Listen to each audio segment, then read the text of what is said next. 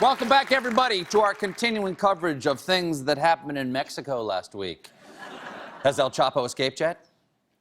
No? Okay, all right, just checking. What about Sean Penn? Is he still at large? Either way, El Chapo is lucky to be alive because no less an authority than Antonio Vasquez, Mexico's Grand Warlock. And yes, they have those. I think it's a cabinet position. Predicted at his annual press conference / tarot card reading that this year authorities will decide to kill El Chapo instead of arresting him. Although, in the Grand Warlock's defense, he could be talking about the next time El Chapo escapes. Is he gone now? Let me know. But that wasn't the headline coming out of his tarot press conference, no. El Warlock, Mas Grande. That means it comes with cream cheese.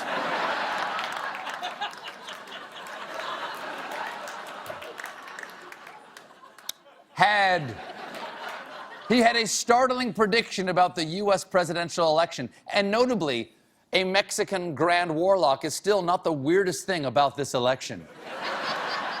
And I paid attention to what he said because this Grand Warlock was right about the 2012 Mexican presidential election and Mexico's triumph over Cameroon in the 2014 World Cup. And he predicted Hugo Chavez's death. Yes, the Grand Warlock correctly predicted Hugo Chavez would die, armed only with the knowledge that Chavez had cancer and a severe respiratory infection. And this year, the Grand Warlock looked at his tarot cards and predicted 2 triangles of spades. Trump won't really become the Republican candidate. The man has countless problems. And see, here is the devil himself. That's right. That is right. Verdad, verdad. You heard that right. Mexico's Grand Warlock says Donald Trump won't be the Republican nominee, and this tarot card reading must be true. Why else would a Mexican have something negative to say about Donald Trump? And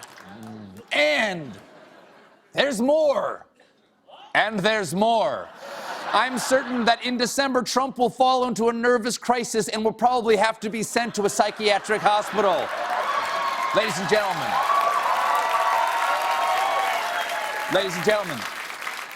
if the Warlock is right, Trump will soon be surrounded by mentally disturbed people, and this time not because he's hosting Celebrity Apprentice. Now, call me crazy. Call me crazy, ladies and gentlemen, but as good as he is, I don't believe a Mexican Grand Warlock should be weighing in on our presidential candidates. We need an American Grand Warlock.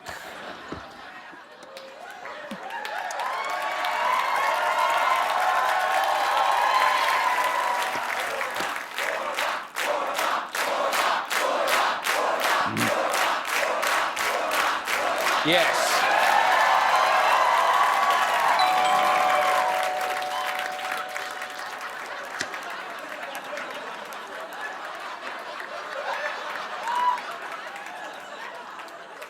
My apologies. Took a warlock a little while to get in touch with his spirit animal.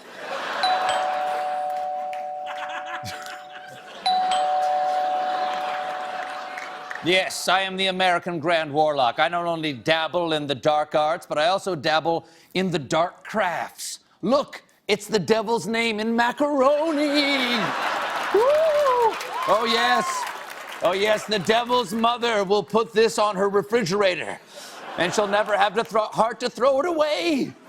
And when she dies, the devil will find it and say, oh, look what she kept. She really did love me. So let me consult now with my tarot cards. A little tarot music, please. Anyone. Let us see what the spirit world predicts for the 2016 presidential candidates. The Six of Wands! I see. After failing to get the nomination, Governor Chris Christie will leave politics and work in a bowling alley.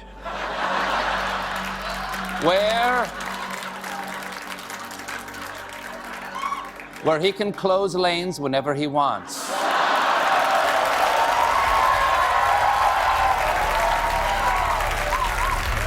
Oh. Spirit world is angry at my beard strap. Oh, yes, yes, I see another card. Oh, oh! It's the card of blockbusting.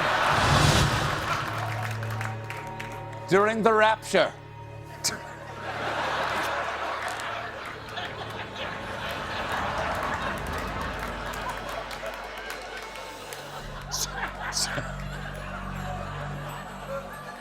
Someone crack a window.